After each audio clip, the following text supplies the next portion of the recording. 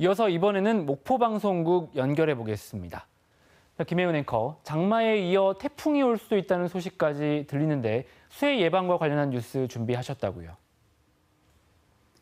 1년 전 오송 지하차도 참사로 많은 인명피해가 났습니다.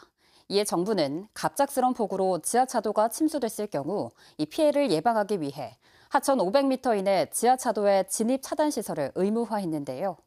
하지만 전남 지역은 진입 차단 설치율이 20%에 그치고 있습니다. 유철훈 기자의 보도입니다. 전남도청과 전남교육청 사이 도로에 있는 오룡 지하차도입니다. 지난해 5억 원을 들여 지하차도 진입 차단 시스템을 설치했습니다. 갑작스런 폭우로 지하차도 내부에 물이 15cm 이상 차오르면 진입을 차단하게 됩니다.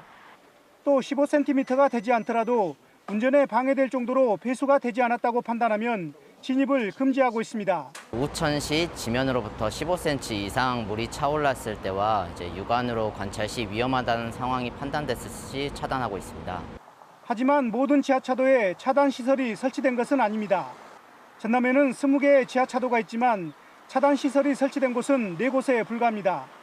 더구나 하천에서 500m 이내에 위치해서 진입 차단 시설을 의무적으로 설치해야 하는 곳이 10곳이나 되지만 현재까지 시설을 설치한 곳은 2군데에 지나지 않습니다.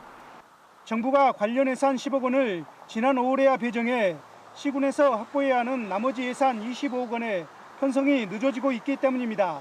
행정안전부에서 특별 보고서 5월중에 교부가 됐습니다. 그래서 저희들이 이제 시군하고 긴밀히 협의해서 예산 성립정 사용 등 행정 절차를 진행 중에 있고요.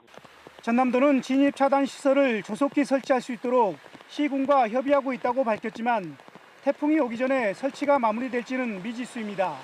KBS 뉴스 유철웅입니다.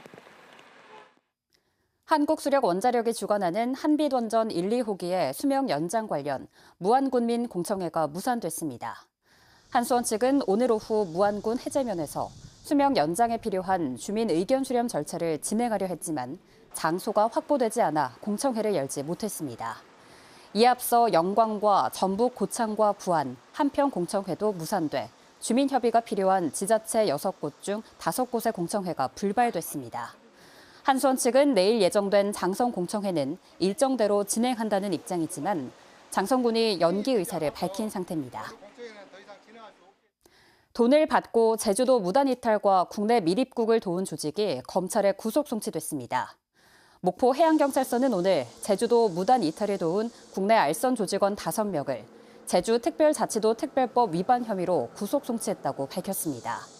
이들은 지난 5월 23일 제주도로 무사증 입국한 외국인 5명에게 최대 300만 원의 알선 대금을 받고 목포로 밀입국시키려 한 혐의를 받고 있습니다. 해경은 또 베트남 현지에서 무단 이탈 외국인을 모집한 브로커 A씨에 대해 인터폴 적색 수배 조치를 내렸습니다. 목포시의 올해 상반기 김 수출액이 전국 지자체 가운데 1위를 차지한 것으로 조사됐습니다. 목포시는 올 상반기 김 수출액이 전년 상반기 대비 123%가 증가한 7,691만 달러를 기록했으며 역대 최고치를 경신해 처음으로 전국 1위를 달성했다고 밝혔습니다. 우리나라 김은 전 세계 김 시장의 70%를 차지하고 있으며 올해 상반기에도 5억 3천만 달러를 수출했습니다. 지금까지 목포에서 전해드렸습니다.